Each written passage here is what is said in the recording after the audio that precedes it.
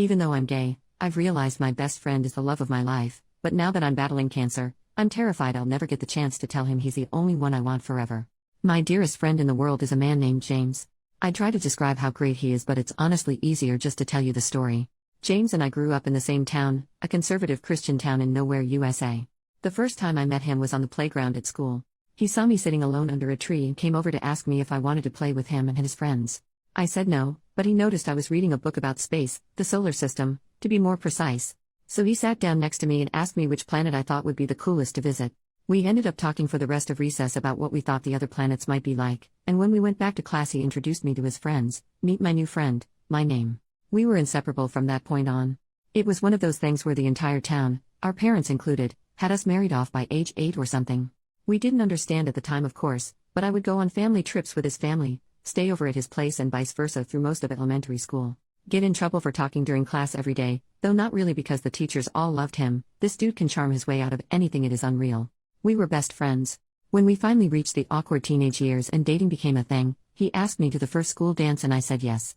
We sort of started dating by default. I don't think we ever talked about it explicitly, but I just started calling him my boyfriend to other people and we went with that. Very little changed about our relationship. We still basically just did all the same stuff we used to do before, except our parents got stricter about the sleepovers and there was more hand-holding and cuddling.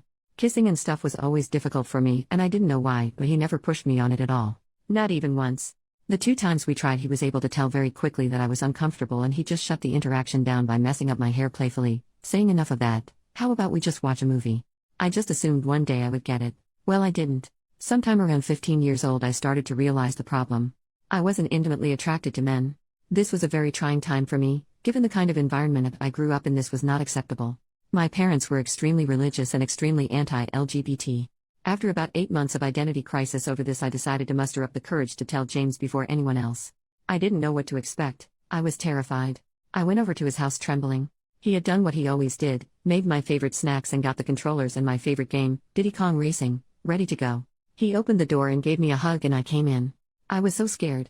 We sat down and he looked at me for a second before putting his hand on mine and asking me what was wrong. So, I tried to tell him. And I got halfway through the sentence, struggling to actually say I'm gay, before he just interrupted me and said, "You're gay." Yes. I know. Is there anything else? Followed by that goofy smile I love so much. I just froze in place. I asked him if he was mad and he just laughed and told me he loved me the way I was, and this was the way I was.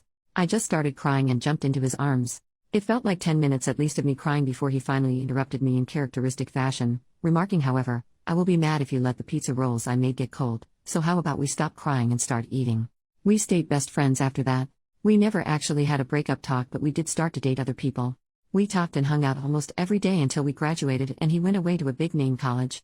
The night before he left he came and picked me up and we drove around town and hit all our favorite spots. He drove me back home at 3 in the morning or something in the rain and I took his hand during the drive home and fell asleep on his shoulder. I remember wondering then for a moment if I should just marry him anyway. But he was going away to college, and I'm not attracted to men, so it probably couldn't work no matter how I felt about him otherwise. He promised to stay in touch, but I didn't know if that would happen. Well, it did. Obviously it wasn't like before, but he made sure to call me every week just to check up on me and see how things were going. I went to college close to home. We'd talk about how hard college was, whoever we were dating at the time and whatever drama was going on. During his junior year my parents found out that I was gay. They did not react well and I was basically kicked out of my home to save me, my dad going on about me needing Jesus 40 days in the desert like a lunatic. My parents are good people, so this didn't last and they have more than made it up to me since and worked hard to unlearn their bad programming, but that was an awful time. I did what I always do and called James. He talked to me for about an hour and then got his mom to drive up to get me so I could stay in his old room. Then he flew home the next day pretty much just to cheer me up and make sure I was alright. Vintage driving around in circles singing like idiots and 2 a.m. junk food runs did the trick. I later found out from my mom that he had also gone and confronted my parents and stood up for me and told them they should be ashamed of themselves, and if they were willing to lose their daughter over this they were unfit parents and not the second family I thought you were. My parents worship him, so this was effective, and my mom still tells this story to this day. Once again I remember wondering at the time, will I ever know anyone else in my life who would do this for me? But he was heading off back to college and he was still a man. So I didn't do anything. Years went by. He got married. I got a long-term girlfriend. We stayed close the entire time. We saw each other a lot less, but it was still great every time he visited, and we had frequent text and calls. I looked forward to his visits all year. And then tragedy struck. His wife divorced him. I never liked her, but he did. I think she used him for a green card and he was too sweet to notice, but that's neither here nor there. He came back home, so I saw him a lot more. Obviously, he was crushed, but we got through it together. And then, I got the diagnosis. At age 27. Cancer. There's nothing I can say that describes the feeling, so I'm not even gonna try. Decent chance of survival, but I had to start treatment right away. This experience has changed me and my outlook on life more than anything else that's ever happened to me combined. At first, everyone was there for me. I was getting visitors daily, friends, family, everyone. But as the weeks turned into months, it all stopped. Most people, even my friends, started coming once a week, then once a month, then many not at all. When things were looking bad around the 7 or 8 month mark, my girlfriend broke up with me claiming she loved me, but she couldn't handle watching this. Almost 2 years in now, and there's only 5 people who are still here. My mom, my dad, my sister, my BFF Amanda, and James. I almost can't talk about it without crying, but James is here every dang day. Every day. For hours. He may have missed 20 days in almost 2 years due to work-related travel, and even then he calls me. He comes in and asks how his Amumu, which he's called me since we were kids, because I like cows and those are my initials, is doing, and listens. He brings my favorite snacks and treats when I can have them, board games we like to play, old video games on handheld so we can play. He sings to me and shows me pictures of places he's been that I'd like to go to, and talks about taking me once I'm better. He sits there and holds my hand in silence so I won't be alone until the doctors tell him it's time to go. Then he does it again the next day. I've never seen him cry or show any sadness. If I even casually say something like if I get better, he'll immediately interject saying when you get better. He just won't give up on me. The only other person who is there like this is Mom. Even my dad, sister, and Amanda, who have also shown up in big ways, are not this consistent. I could write a whole post about how this experience has changed my relationship with Mom as well. She's proven to me that no matter what happened in the past and what we may have clashed over, she loves me like no one else, except maybe James. My mom is the #1 all-time James fangirl. She has been attempting to get me to marry him since I was 7 years old. A long time ago she stopped that. But about 3 months ago she made probably her first comment of that kind in around 7 years. I guess there are a few things she said. The first was pay attention to the people who are still here now. They're the people who always will be. They're the people who love you and not just what you can do for them. Which sort of set me off on the whole months-long train of thought that led to this post. Amanda and my sister also make a lot of comments about James. Both really like him, and Amanda told me a few visits ago that she thinks I love him, and one reason none of my other relationships have worked out is that the other person can always tell their #2 everywhere but the bedroom. Then about a month ago, Mom was a little more direct. After James left one evening she told me, "Baby, in all my years on this earth, I've never seen anyone love anybody like that boy loves you. I know you don't like it when I talk about this, but trust me, if you let him go again you're gonna regret it forever." I don't know what has changed, but this time when she said that, I just knew she was right. Every relationship I've ever been in has had some problem or thing that has to be worked on. Most of them have several. The only thing missing here is that I don't feel a strong urge to rip his clothes off like I have with some, but honestly, not all or even most, of the women I've been with. But even there it's different. In general I find the idea of being with a man disgusting, but I don't find it disgusting with him. I like being touched by him and being close to him. He's so gentle. Lately I even find myself fixating on his lips and daydreaming about kissing him. I'm not that intimate of a person, and I think overall, of the people I've known in my life, I would be happier with him than with anyone else, and it isn't close. Now the big problem is the cancer. Honestly, I'm not really on the fence about this anymore. If I survive, I want to be with him. I'm getting better and the doctors are hopeful. But I am not sure if I should tell him now or not. I want to tell him so bad. I want him to know how much I love him. Lovers have come and gone for both of us, but every time I close my eyes and think about times I felt truly loved, understood and accepted, it's always his smiling face I see. When I think about times I felt warm and safe, it's his arms I feel wrapping around me like a warm blanket just my size, his voice I hear saying, "Don't worry Amumu, it'll be alright." Or cracking some silly joke. I want him to know that I want him with me, by my side forever. There's nowhere I'd rather be than wherever he is, doing absolutely anything. Cuddling up on the couch making jokes about stupid movies, playing our favorite video games, talking about life till 2 a.m., driving around in circles while he sings boy band songs like a goofball. I don't care as long as he's there too. I want him to know that if I survive this, we will be together. That's what I want. That's all I want. He's all I want. But I'm scared to tell him, because I don't know what's going to happen. If I don't make it, would it have been kinder to just keep this to myself? If you were him and in this position, would you want me to tell you how I feel? Update. So tonight I told James. I told him everything. Gosh. I just wish I could relive this night over and over again. I've never been so happy. He came into my room this evening like he always does. Greeted me. "Hello, how's my Amumu doing today?" I told him I was doing well. He told me I looked beautiful. Which is not true, but it still felt so sincere. Then he started unpacking the stuff he brought me today. I asked him to stop and just come sit with me because I wanted to talk to him. He nodded and came and sat down next to me. "What's up?" he asked. It took me a bit to gather myself. I kept getting distracted by his eyes. How he looks at me sometimes, I don't know how to describe it. I told him I love you. And he just kind of laughed and touched my hand before casually responding, oh, I know that, I love you too. In retrospect, this wasn't the best way to start, I guess, since we've said that enough, with a different understanding that he didn't get what was happening. He started to get up again to unpack the snacks, and I grabbed his arm and asked him to let me finish. He looked confused, but he nodded and sat back down. And then I did it.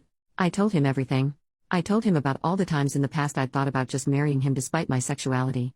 I told him my favorite memories of him and how they make me feel. I told him he'd always been my best friend and the person I trusted the most. I told him I made a mistake and I should have chosen him. I then basically devolved into reciting the last paragraph of my first post to him. He's the face I see when I think about feeling loved, the embrace I feel when I think about being safe. It doesn't matter what we do, if we're together I'm happy, and he's the only thing I want for the rest of my life. He basically froze. He said nothing, just looked at me as I spilled everything. I am not sure he even blinked. When I finished and looked up at him, he was sitting there like a statue with his mouth slightly open, still enough it was like he forgot to breathe. James always knows what to say, so this was a little unnerving to me. I started to ask him if everything was all right, but before I could finish, his expression broke. He exhaled into a weak but incredibly tender, quivering smile, and he just reached out and pulled me into a hug. I buried my head in his chest and his arms just wrapped around me. I just melted into him. He was so gentle. It felt so easy. It felt so right. Then he started crying, and then I started crying. He's been coming here through 2 years of cancer treatment and never seen him cry till now. He held me for a while, but however long it wasn't long enough. He still hadn't actually said a single word since I finished talking, but I guess he didn't really need to. Then he finally answered my question with, "Now it is." When he finally pulled away, his face was red from crying, but he just looked so happy. He looked at me for a bit. It was kinda cute because he had a little trouble maintaining eye contact, which he usually doesn't. He was like a little boy again. Then he finally looked right at me and he just said, "You are the only thing I've ever wanted."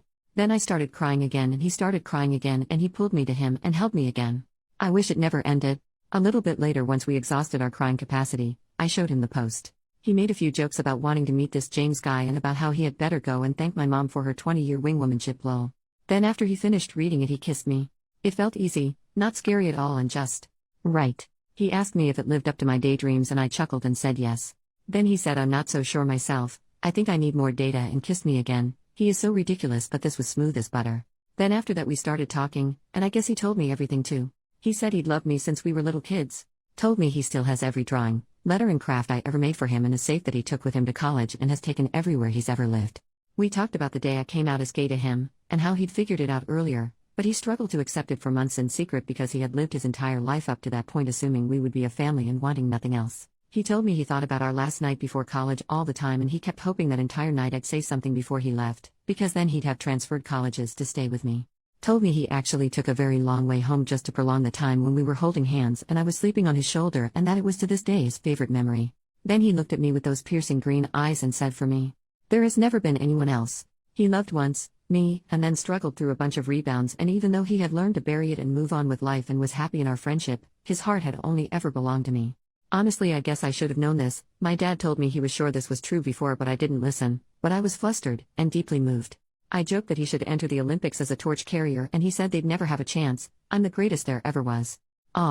We sat and talked and reminisced some more, mostly about when we were kids. I found out some things I never knew because he avoided telling me how romantic some things were for him after I came out, but I also kinda realized. I think they felt romantic to me too. Then he sang me some of our songs. His voice is so beautiful. We had another embrace and another kiss. Both still felt divine. I can't wait to have my hair back again so he can pet it like he used to when we were kids. Then I brought up the love-making question, and oh my gosh, it was the cutest shit ever.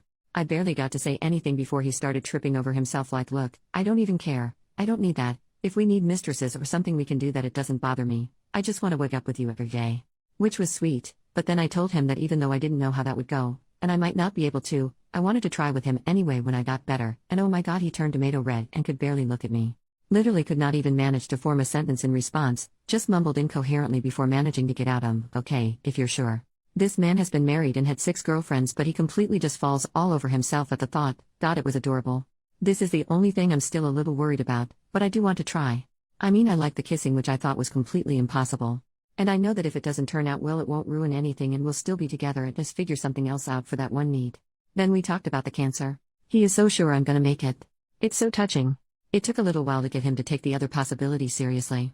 When I finally did and I told him that it's the reason I didn't tell him sooner, he held my hand and told me that if that happens, he'd be okay because he'll always know that he was one of the lucky ones because he was mine. Jesus Christ, I almost lost it. Then he said if we don't have that much time left, we better make sure every minute counts. I said that's pretty hard to do in a hospital, and he replied, what do you mean? We're both here, and that makes this the best place on earth. Dear God, what did I do to deserve this man? I teared up again, and he held me one last time. Then the doctors came in. He kissed me goodnight. We both said I love you, but it felt so different. It's never felt so good to say or hear those words. Then he smiled at me and left. I was so excited, the first thing I did was call Mom, and she was just ecstatic. I think she might be happier than me, which is saying something, lol.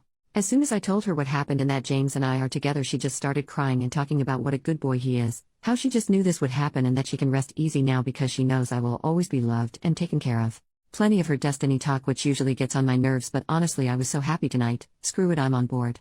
Maybe it was destiny. I guess sometimes Mom really does know best. I feel like a teenager again. I never thought I'd feel this way again in my life.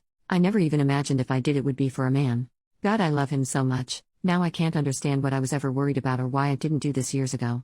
Thanks so much to everyone who read my story and helped give me the perspective and courage I needed to finally do what I should have done years ago. Now as long as my health cooperates, I'll be one of the lucky ones too, because I am his. OP comments on her post getting reposted months later. I guess as another small update, things are going pretty well for me considering the circumstances. Oncologist is still very optimistic and I am feeling better, not at the moment, but that's because of chemo last week. I'm responding very well to treatments and things are continuing to look better and better on the health front. And James has just been the absolute best. He was already such a huge source of support for me before I told him how I felt and we became a couple, but since then, man, there's no words for it. I guess he feels like he doesn't have to hold back on the affection and support, and it's been absolutely wonderful being cradled in his love basically every hour of the day. I feel so lucky and I am so glad I told him, and so thankful to everyone who responded to my post and helped me muster the courage to do so.